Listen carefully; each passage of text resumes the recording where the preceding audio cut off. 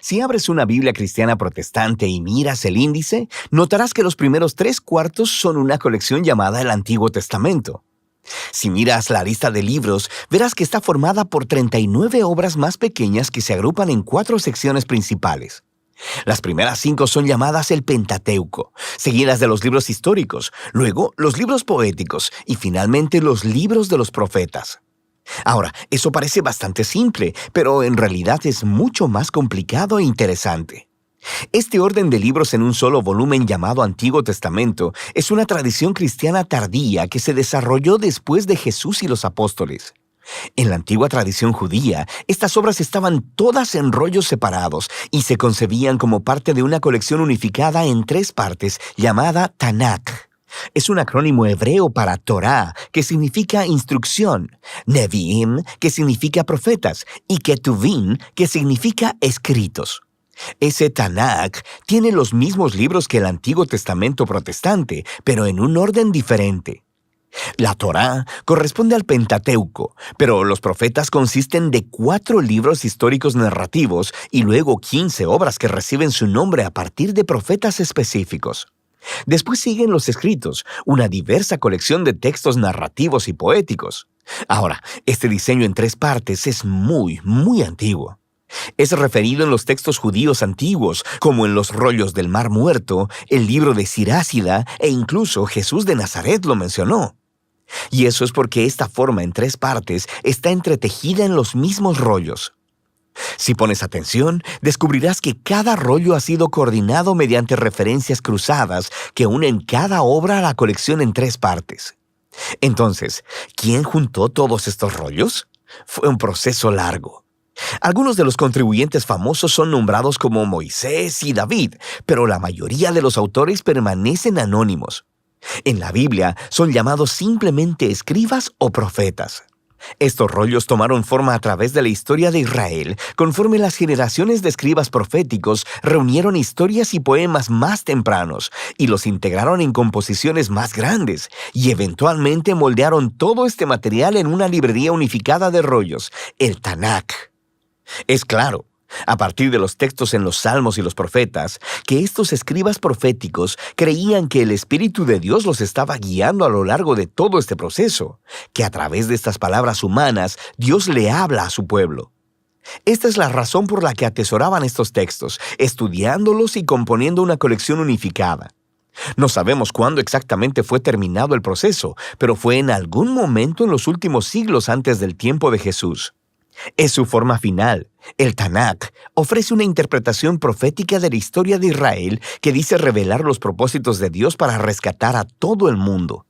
Y aunque no podemos hacer justicia a la colección entera en solo un video, es útil que hagamos un repaso general de lo que tratan estos rollos. La Torá comienza con Dios creando y bendiciendo un gran terreno, nuestro muy buen mundo. Dios se lo confía a una criatura que refleja la imagen divina, un humano, o en hebreo, Adán.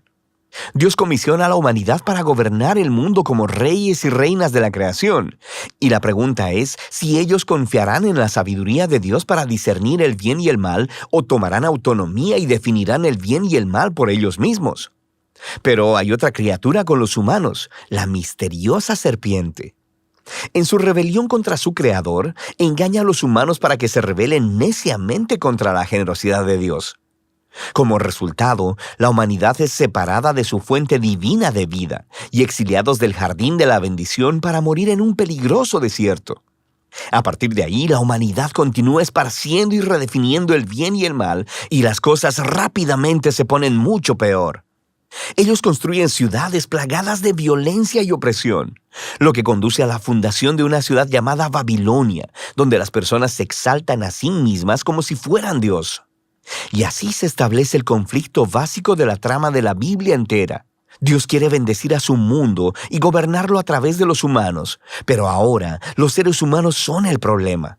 Están bajo la influencia de la maldad, son estúpidos y miopes y se dirigen a la autodestrucción. Y todo esto nos prepara para la solución de Dios. Necesitamos una nueva clase de humano. Así que Dios promete que vendrá un nuevo humano que no se rendirá delante de la serpiente. De hecho, la quebrantará y será quebrantado por ella. A partir de ahí, la historia sigue el linaje de la promesa hasta un hombre y una mujer, Abraham y Sara. Dios les confió la misma bendición divina dada a la humanidad en la primera página.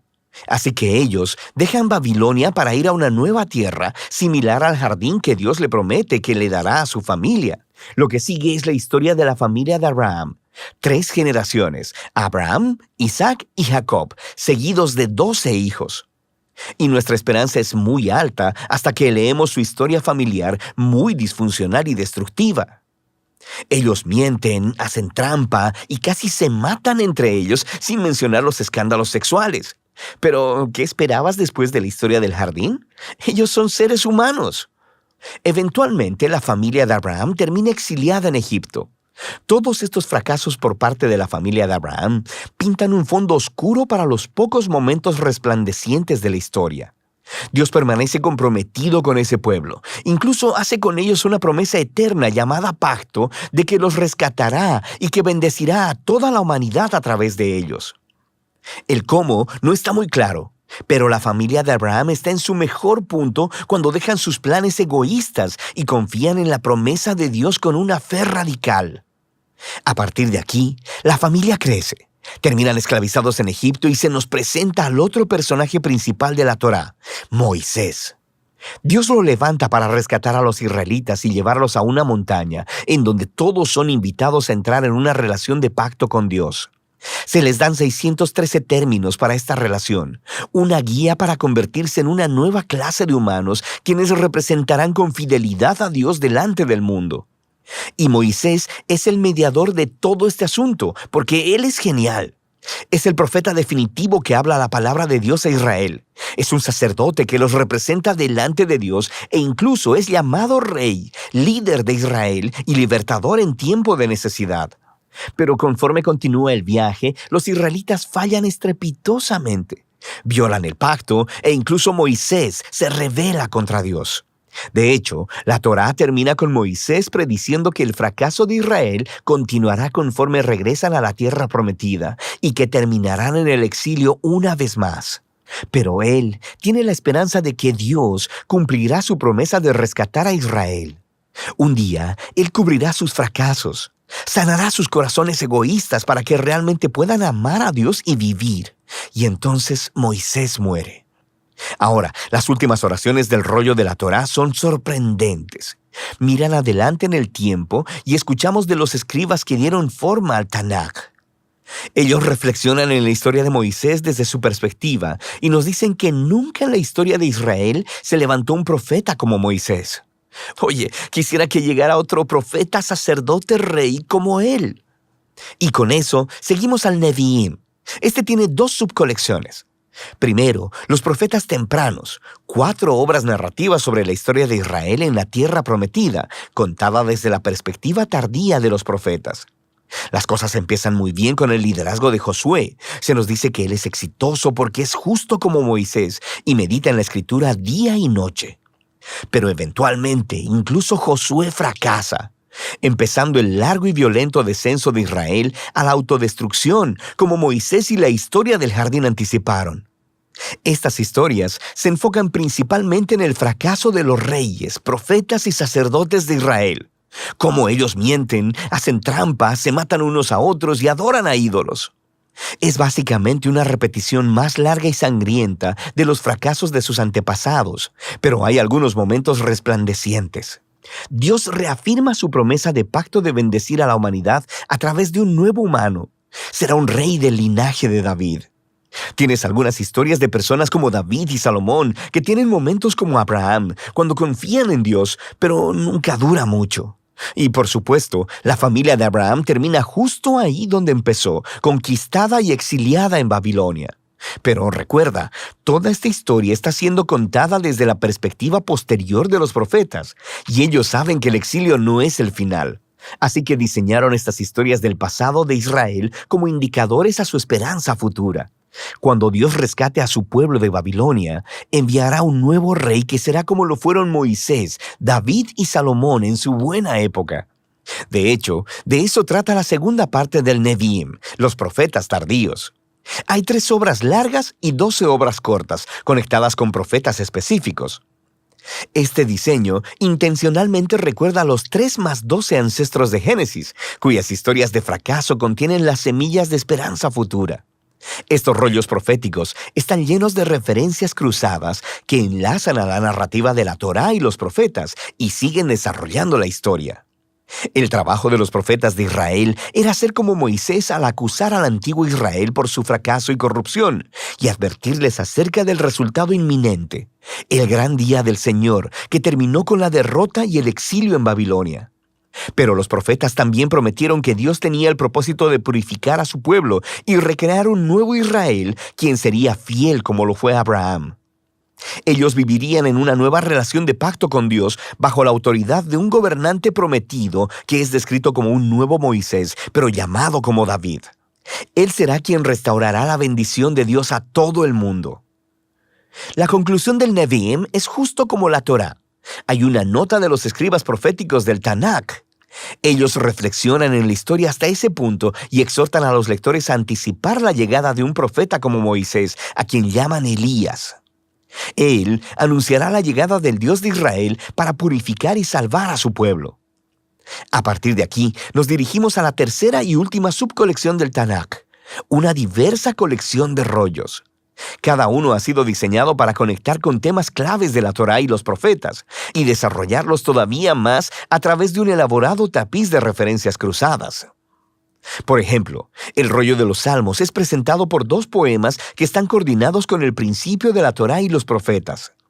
En el primer salmo se nos presenta al justo, quien es descrito como un nuevo Josué, un exitoso líder que medita en las Escrituras. Él es como el rey prometido a Moisés y como el eterno árbol de la vida en el jardín del Edén. El Salmo 2 identifica a esta figura. Es el rey prometido, el Hijo de Dios, del linaje de David, quien derrotará la maldad entre las naciones y restaurará la bendición de Dios al mundo. El resto del rollo de los Salmos enseña al pueblo de Dios cómo orar conforme esperan por esta esperanza futura. Luego tenemos los rollos de sabiduría, que abordan algunas de las preguntas más difíciles que surgen de la historia de la Torá y los profetas. Proverbios suena como Moisés en la Torá. Confía en Dios, sé fiel y obediente, y tendrás paz y éxito. Pero luego, Eclesiastés y Job reflexionan en la complicada historia de Israel y dicen, sí, lo hemos intentado y no es tan simple.